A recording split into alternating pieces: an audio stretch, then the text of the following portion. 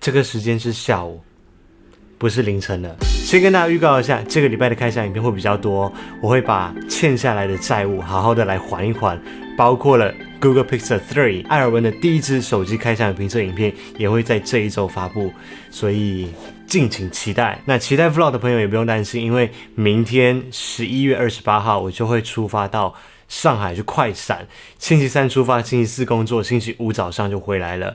那这一次的工作是和生活记录结合起来的，所以大家也可以小小期待一下，是跟饭店相关的。现在就让我们回到今天影片的重点。今天说的是跟空拍机相关的摄影设备。如果你没有在玩的话，或者是你比较没有兴趣的话，那也许我们就下一支影片再见。前一阵子我不是买了 Mavic 2 Pro 吗？然后如果你们有看之前的影片的话，你们会知道有一家厂商叫做 Freewell， 他们做了很多跟空拍机相关的配件。之前他们寄了很多 Spark 的配件给我。那这一次在 Mavic 2 Pro 推出之后，我也看到他们发布了相对应的 ND Filter， 也就是减光镜。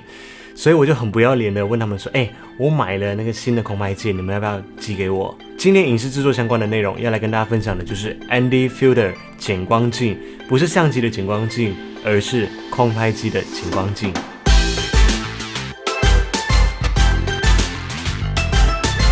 这个东西其实好像没有什么好开箱的，因为它就长这个样子啊，里面有镜片。减光镜就是镜片的太阳眼镜，大家都是这么说的啦。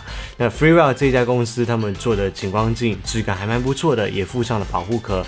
我觉得会利用到空拍机减光镜的人真的比较少，所以我还是来解释一下为什么我会想要用减光镜这个东西，还有什么时候我们需要用到减光镜。那透过名字大家应该猜得出来，就是当光太多的时候，我们就需要减光嘛。那在影片的参数里面，除了像照片的光圈、快门、ISO 之外，还有一个很重要的参数要注意，那就是影片的帧率。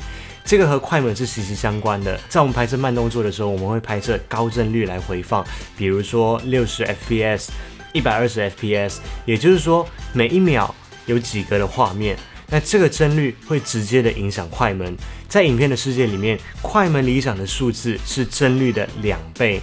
所以说，如果你拍摄30帧的画面，快门最好就是设定在1/60；如果你拍摄的是60帧的画面的话，快门最好就设定在120分之一。如果快门太快，影片会显得太生硬。那这个比例可以让人类的眼球看起来是比较连贯的，有一种运动模糊的效果，也比较有电影感。我一直想要实际的去拍摄给大家看，然后有一个比较，但是好天气我就在上班啊，我休假的时候他就给我乌云密布，要不然就下雨。直到前2天我真的觉得不能够再拖了，我觉得好对不起他们了。然后看到蓝天我就马上出发啊，结果当我到拍摄地点的时候，又马上给我乌云满天飞。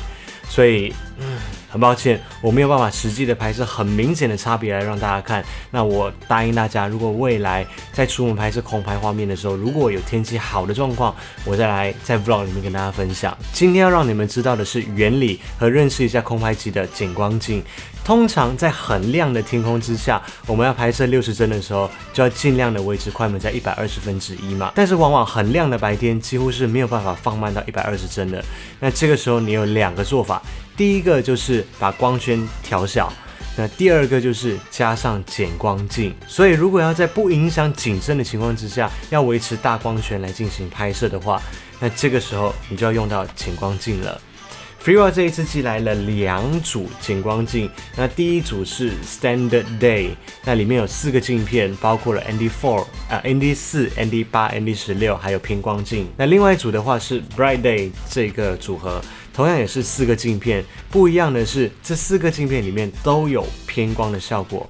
那偏光的效果是什么呢？就是说有时候我们在拍摄有海的时候，或者河流瀑布会有水的折射或反射，偏光镜它就可以有效的去减少这样子的情况产生，也可以让天空的颜色看起来更加的饱和。但是要注意哦，如果你拍摄的角度是正对着阳光或者是背对着阳光的话，是起不了作用的。你要发挥它最大的效能的话，一定要和太阳的照射方向是成90度的。